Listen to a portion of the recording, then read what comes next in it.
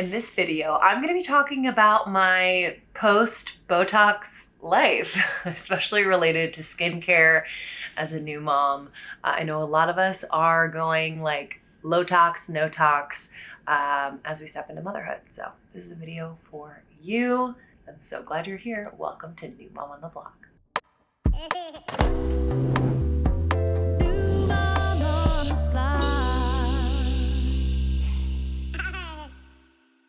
Welcome back, everybody, to the New Mom on the Block YouTube channel. I'm Lindsay Legister. I'm so glad you're here. I am in true mom attire. I'm in my NMOTB sweatshirt with my socks and my slippers and my oversized shorts with unshaven legs. So I hope you're cozy as well watching this video. Thanks for subscribing. Please comment. I would love to talk to you. I answer every single comment, so please talk to me. But in today's video, I'm really excited to talk about my post-Botox journey. I'll give you a little bit of background on why I stopped Botox, how long I was doing it, why I did it when I did it, and what I'm doing now.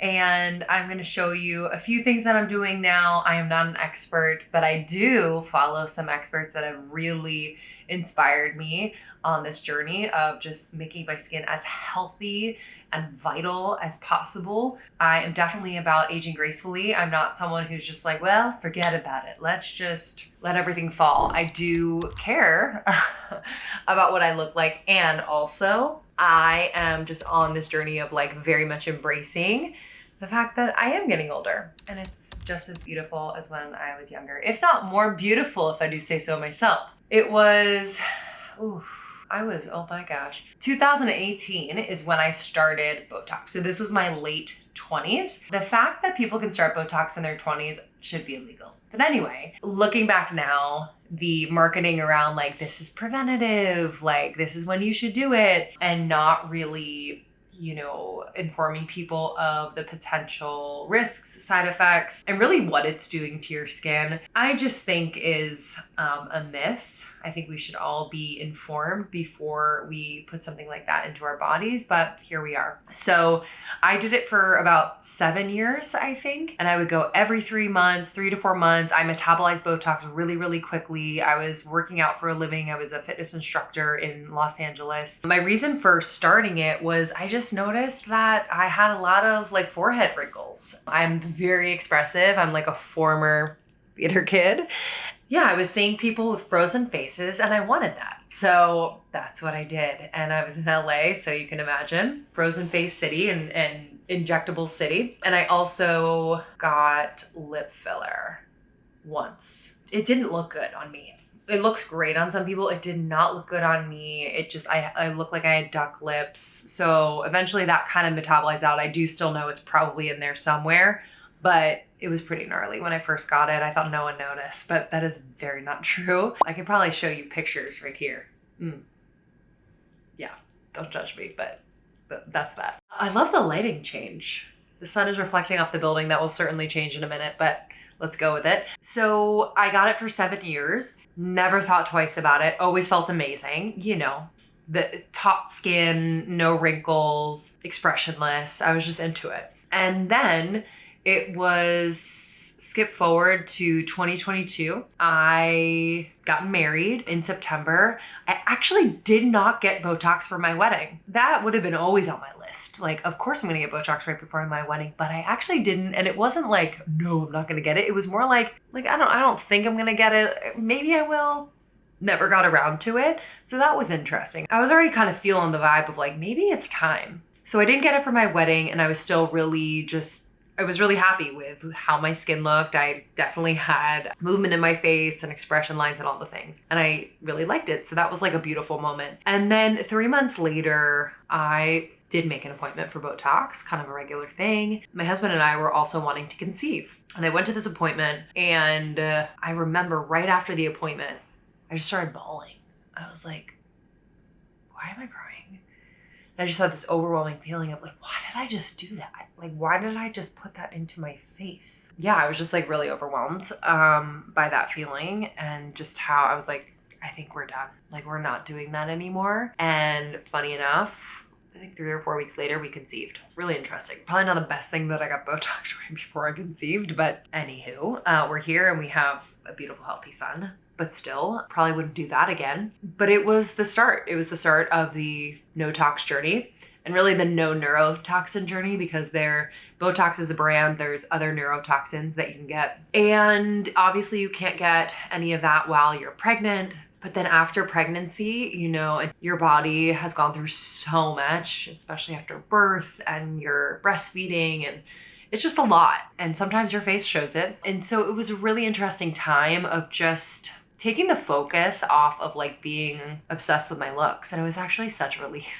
Really a relief, and just have that focus be more on my son. Yeah, I think that helped me to kind of like recalibrate around beauty, around what is beautiful to me and what I would like to appreciate more about my own body, my own skin, my face, etc. So I really made the commitment. I was like, we're not doing Botox anymore. It was scary, because I'm like, what does that mean? What does that mean for me? What does that mean for my face? What's gonna happen? But then serendipitously, I started to find people online on social media who were doing incredible work, who were experts in skincare and holistic skin health. And I just learned so much about alternative. I learned so much about just getting our skin really healthy from the inside out, the products, the practices that you have to do on a consistent basis, and the nourishment. So what I'm putting into my body, what I'm taking supplement-wise, food-wise, beverage-wise, that really helps the skin to be as healthy as possible, produce more collagen, and thus like reduce wrinkles, signs of aging,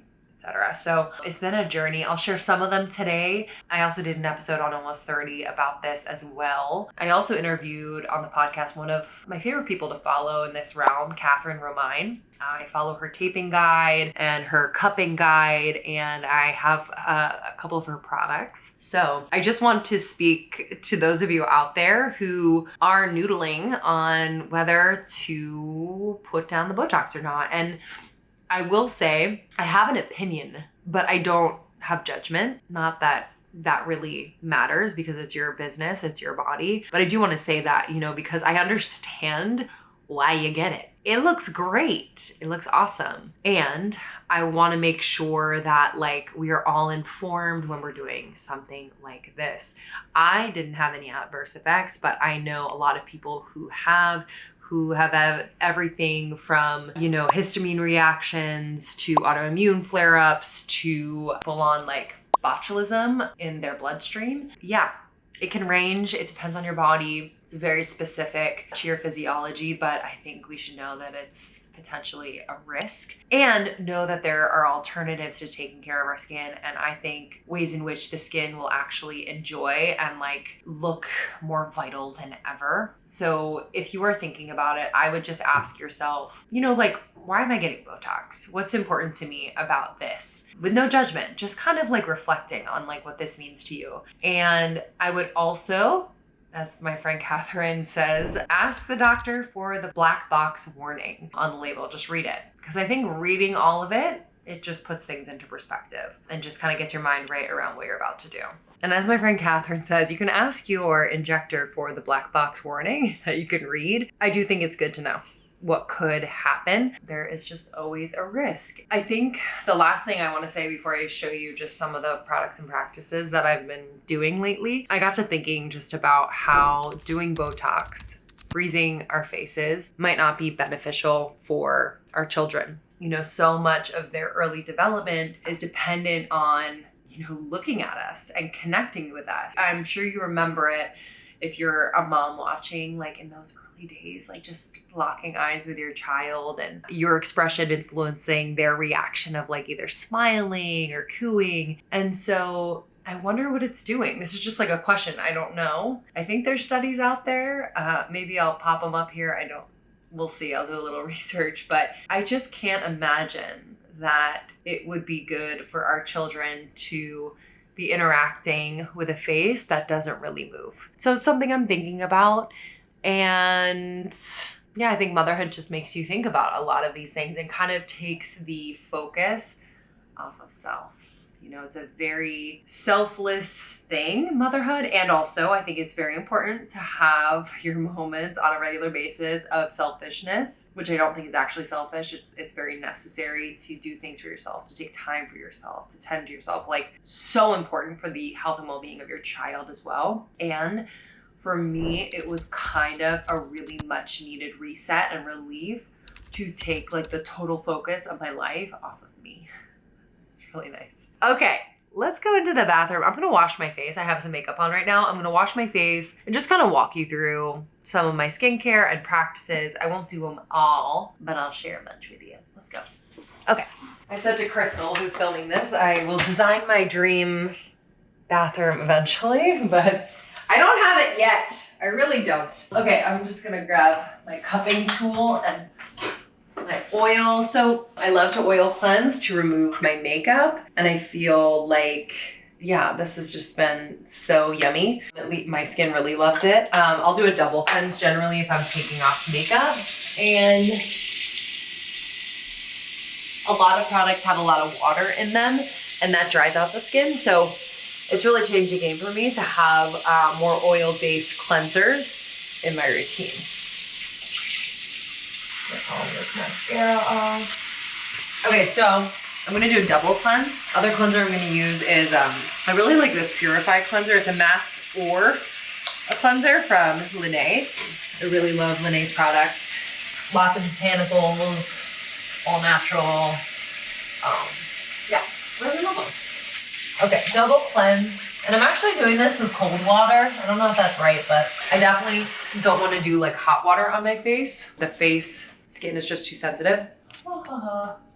Get the boogies out. Okay, I'm gonna show you one of the techniques that I love before I put on my skincare. I like to do this in the shower, so I'll use an oil. I'll put it on in the shower, and then I cup my face. And this is incredible for boosting like circulation and releasing the tension in the muscles in the face. So the face is the only place where the skin, the muscles, and the bone are all like connected.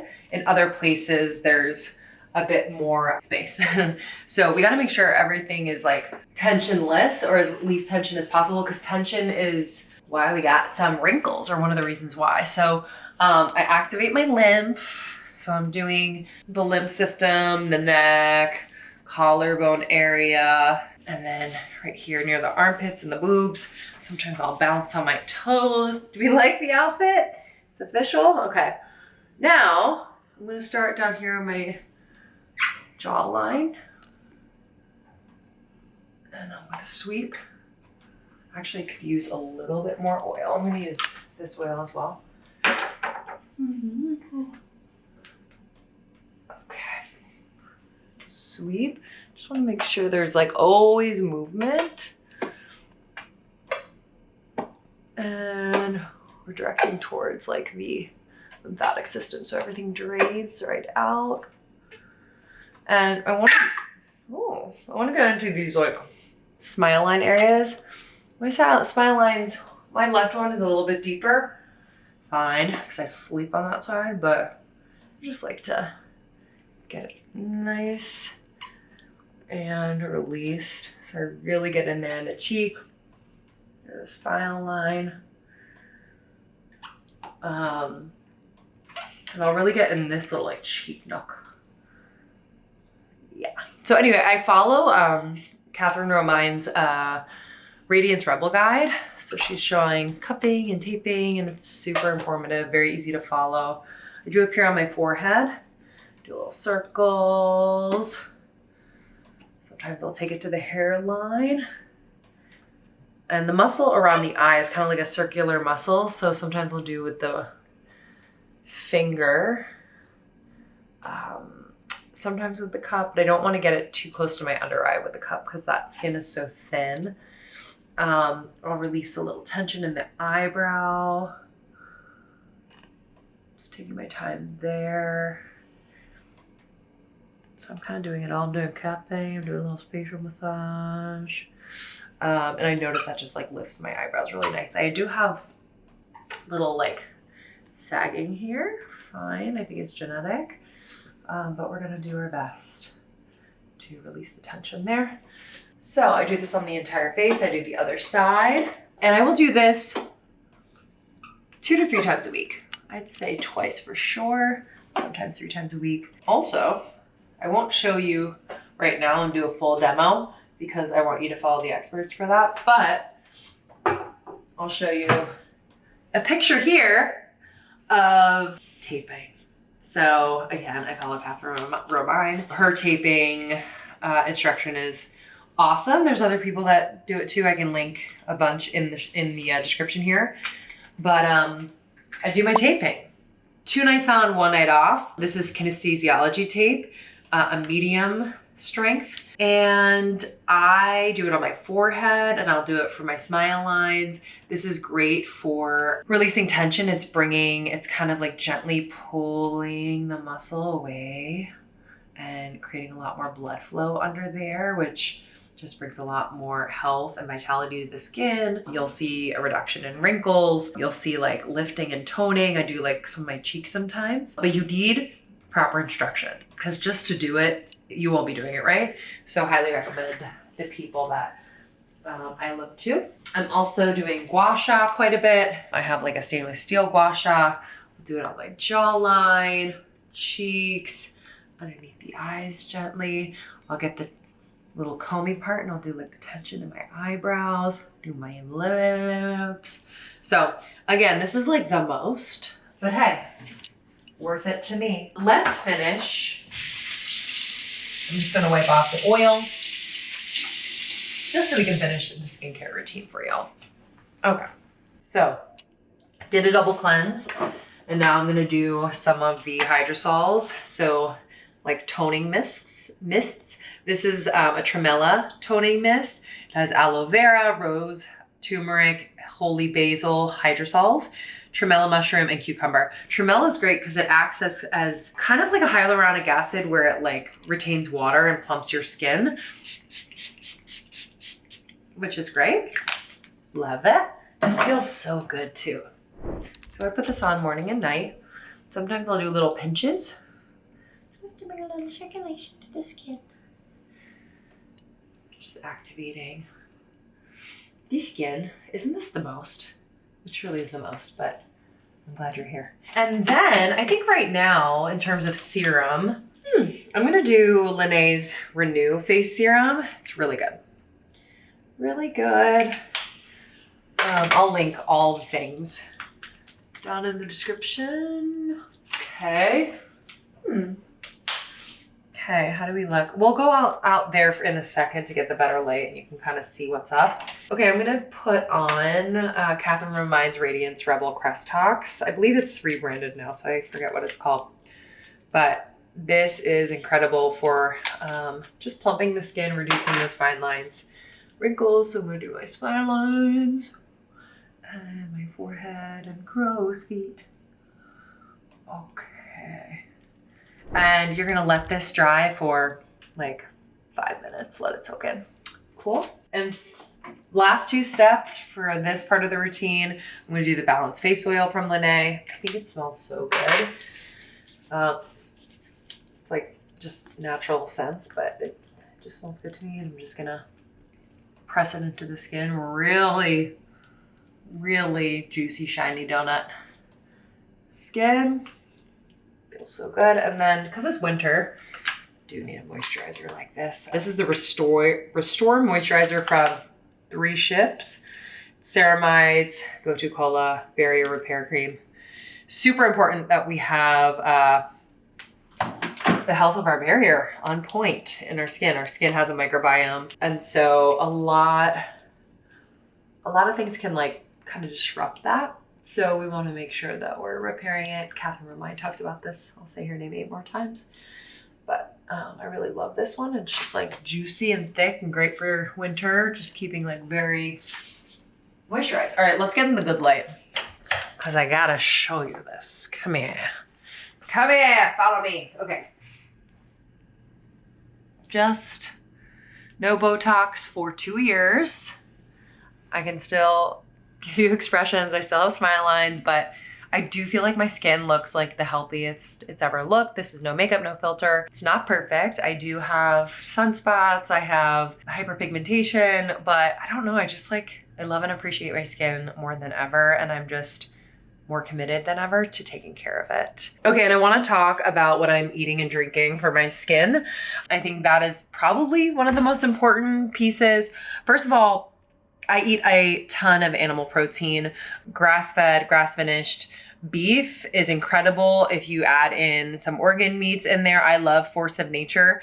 If you have some of that multiple times a week, I would say even like 5 times a week, I know, a lot, but you are going to see a drastic improvement in your skin. It's just like the perfect protein amino acid profile for healthy skin and collagen.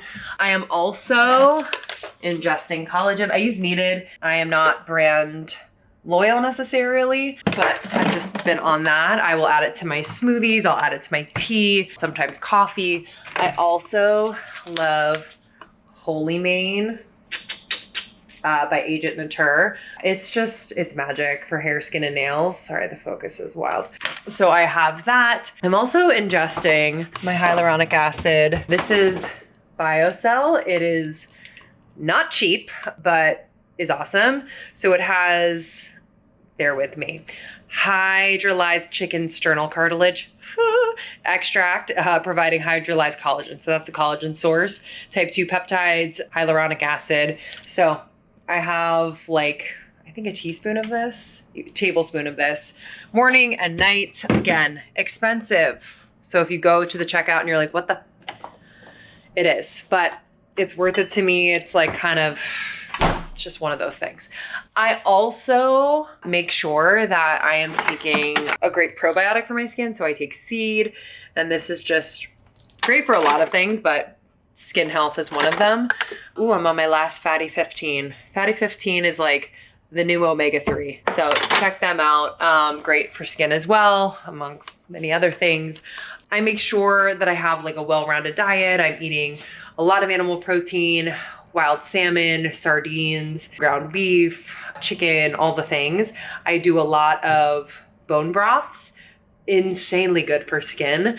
And I try to limit my caffeine intake, my alcohol intake. I really don't drink alcohol that much, maybe twice a month, maybe. And I've noticed just my skin just come alive after reducing my alcohol intake. And I drink a ton of water. I add some electrolytes. Right now, so I drink LMNT for sure, you guys know that. But I also really love Paleovalley's essential electrolytes. I really like these ingredients. It has seaweed extract, sea salt, organic dragon fruit. So that's kind of like the flavor, organic watermelon fruit. And it has, yeah, sea salt. So that's great. Okay. I think that's all I want to say about what I'm eating for my skin. So let me know like where you're at in your skin journey. I would love to know. Again, no judgment. I do have an opinion, but I don't have judgment. So would love to just chat in the comments. Thank you for watching. You guys are the best. I would appreciate if you subscribed. It really helps the channel. We're growing slowly and it feels so good to connect with you all. I'm really having a blast doing these. So I'll see you on the next video release, which is every single Tuesday. All right. See you later, mamas. Bye.